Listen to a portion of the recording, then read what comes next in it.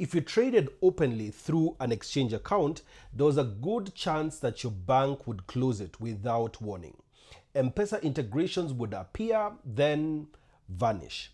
That era is ending. The government is introducing a licensing regime for virtual asset service providers, known as VASPs. And for the first time, there will be official rules for who can operate in Kenya's crypto market. Those rules carry two outcomes: smoother, safer rails for licensed operators, and real consequences for anyone who refuses to adapt. The clock starts ticking when the law comes into force. Businesses get about a year to comply. After that, unlicensed operations face penalties, fines, and potentially frozen accounts. And banks will help enforce it, cutting ties with platforms that fail to meet the new standard. Now, what is the promise of a license? For the last decade, banks and telcos had a simple reason to avoid crypto. There was no cover. Without a licensing framework, they had no way to say a business was compliant. A VASP license changes that. It works much like a driving permit. It signals that a platform has been vetted and it meets specific rules. Once major exchanges and wallet providers hold a license, two things change. First, on-ramps and off-ramps will open up. Licensed platforms can integrate with bank accounts and MPESA without triggering panic in compliance departments. Deposits and withdrawals will happen much faster. Fewer accounts are frozen mid-month when users actually need the cash. Secondly, the safety net strengthens. Licensed platforms must keep customer funds separate from company money. They must maintain detailed records that regulators can audit. If a transaction fails, customers escalate to a registered office, not an anonymous admin in a chat group. Industry insiders say that the first 12 months after the law starts will define the next decade of Kenya's crypto economy. Large exchanges will race to apply. Smaller desks will scramble to decide whether to partner with a licensed player or to shut down. The most public and licensed operators will likely face early enforcement, and the risk for ordinary users is less dramatic but still serious. If a platform you use decides to delay compliance, your money could be trapped when its bank accounts close. Now, what gets regulated? Under the new rules, virtual asset refers to any digital token you can trade for value. A VASP is any business that is providing crypto-related services. There are 9 categories that fall under the license. The first is hosted wallets that store coins for customers. Secondly, exchanges trading crypto for fiat or other crypto. Third is transfer and conversion platforms. Fourth is trading venues that hold assets during settlement. Number 5, payment processors enabling crypto acceptance in retail shops or in shops. 5, payment processors enabling crypto acceptance in shops. Number 6, brokers arranging trades. 7, advisors recommending trades for a fee. 8, managers running crypto portfolios for clients. And finally, number 9, token issuers selling coins or tokenized assets to the public. If you are in mining or validating transactions or operating nodes, this is regulated differently under tech oversight. If you have loyalty points or in-game currency that cannot be traded externally, you're excluded from this. This is a compliance reality. The licensed virtual asset service providers will fall under the same anti-money laundering system that governs banks and mobile money.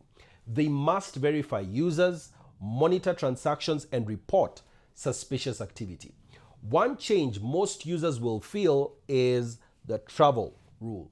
Transfers above certain thresholds will carry sender and receiver details between platforms. When sending to a private wallet, expect prompt to declare the owner or purpose. This is something that is still really controversial as well.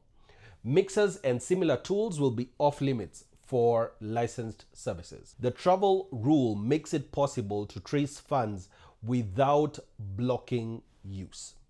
For users, this means keeping identification ready, being honest in forms, and maintaining basic transaction notes. A simple record of dates, amounts, and reason for transfers can prevent headaches when questioned months later. So who is in charge of implementing the VASP bill? No single agency will run the system. Instead, the responsibilities are currently divided.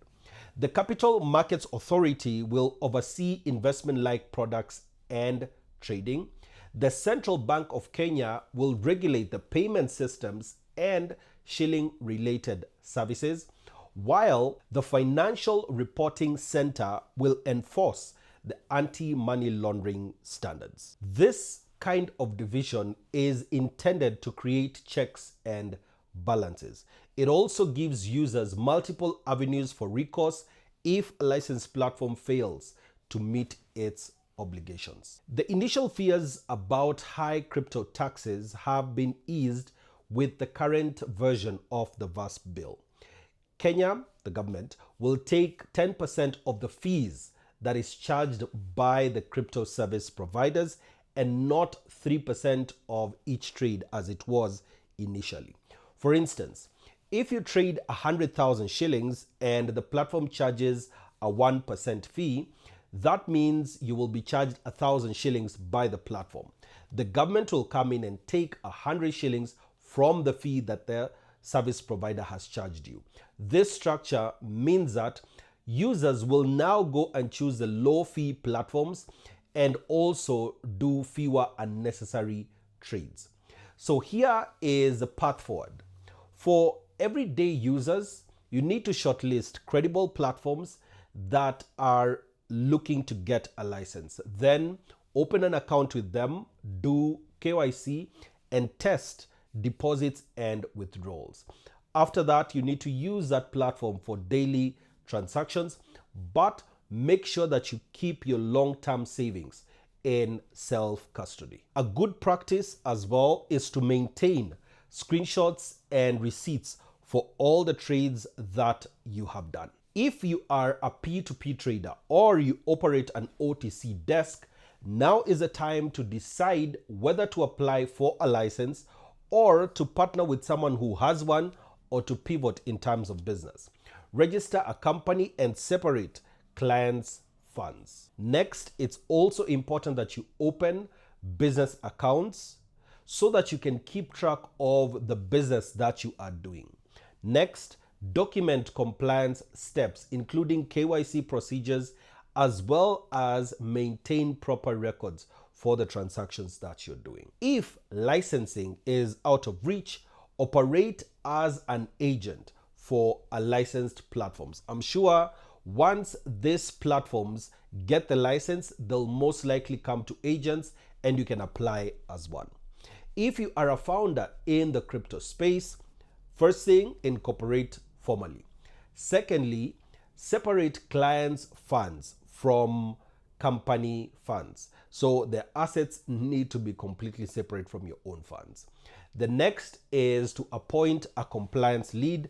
This person will be making sure that all your operations are following what is envisioned on the VASP bill.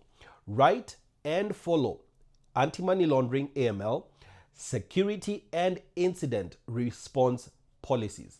You most likely should get someone from either the banking sector or a crypto lawyer to help with this. Secure systems with strong authentication and cold storage for long-term assets. Then always make sure to engage the regulators early, possibly also through the sandbox programs. Then map all your products to regulated categories and plan your capital accordingly. Now, I know you have some questions and I'll attempt to answer a few of them. Will P2P disappear? Not entirely. Public P2P without a license will definitely shrink, but private P2P through licensed channels and other direct channels will still continue. Is self-custody safe? Yes. Long-term storage in your own wallet remains to be the best way to do this. On and off ramping will involve more questions and record checks. Will the fees rise? Only if users choose high fee platforms. However, it is good that we have so many players that are here.